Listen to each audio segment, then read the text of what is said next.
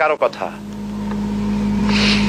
ইয়াউমা লা ইয়ানফাউ মালুন ওয়ালা বানুন, সন্তান সন্ততি স্ত্রী পুত্র পরিজন দিয়ে কোনো উপকার কারো হবে না। কোন পীর সাহেব কাউকে সুপারিশ করার কোনো সুযোগ নাই। আল্লাহ পাক যাকে পারমিশন দিবেন, যার জন্য দিবেন, তিনি শুধু সুপারিশ করতে পারবে, আর কেউ না। কিয়ামতের দিন অনেক মুরিদ নিয়ে এক এক পীর উঠবে, মিথ্যে কথা। ওয়াকুল্লুহুম আতিহি ইয়াউমাল কিয়ামাতি ফারদা। আল্লাহ পাকের দরবারে একজন একজন করে হাজির হতে হবে। আল্লাহ পাক বলেছেন, আমার কাছে একজন একজন আসবা। মুর্দাবাদ জিন্দাবাদ দিয়া, স্লোগান দিয়া, মিছিল করিয়া আল্লাহর দরবারে যাওয়ার কোনো উপায় নাই। আল্লাহ আর তার বান্দা, সুবহানাল্লাহ। আল্লাহ প্রশ্ন করবেন, বল এইসব কাজ করছিস কিনা? আল্লাহর কাছে জবাব দেওয়া কি কঠিন হয়ে যাবে সেদিন। এই জন্য আল্লাহর রাসূল তিনি নিজে এই দোয়া পড়তেন, আল্লাহুম্মা হাসিবনি হিসাবান ইয়াসীরা। আয় আল্লাহ পাক, তুমি আমার সহজ হিসাব নাও। তো রাসূলুল্লাহ যদি সহজ হিসাব চান, তাহলে আমাদের উপায় কি? আল্লাহ তুমি আমাদের সহজ হিসাব নিও।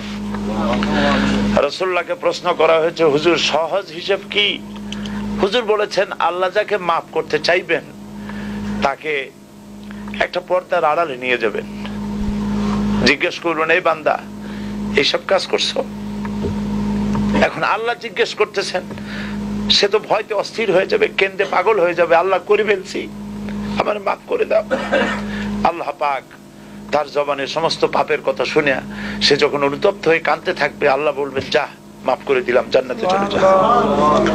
এইটা হচ্ছে হিসাব ইয়াসির। আল্লাহুম্মা হাসিবনি হিসাবান ইয়াসীরা। কাবা শরীফ মানুষ যখন তাওয়াফ করে, এই তাওয়াফের ষষ্ঠ তাওয়াফে একটা দোয়া আছে। এই দোয়া আমি যখনই পড়ি আমি চোখের পানি রাখতে পারি না। ষষ্ঠ চক্কর একটি দোয়া আছে। দোয়াটা হচ্ছে,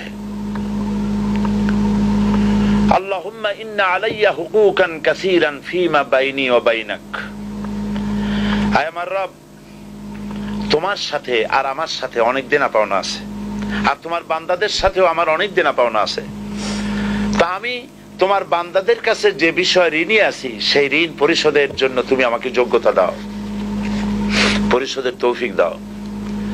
আর আমার কাছে তোমার দেনা আছে, তা আমার কাছে তোমার যে দেনা আছে সব দেনা তুমি শোধ করে দিয়েছো। আমার চোখ দিয়েছো, মুখ দিয়েছো, কান দিয়েছো, স্বাস্থ্য দিয়েছো, বউ দিয়েছো, বাচ্চা দিয়েছো, টাকা দিয়েছো। আমার কাছে সৃষ্টি করে তোমার যা দেনা ছিল তুমি সব তো শোধ করে দিয়েছো, কিন্তু তোমার দেনা তো আমি কিছুই শোধ করতে পারি। তোমার দেনা আমার শোধ করার একটা পথ আছে মাবুদ, সেই পথটা হলো তুমি আমার মাফ করে দাও।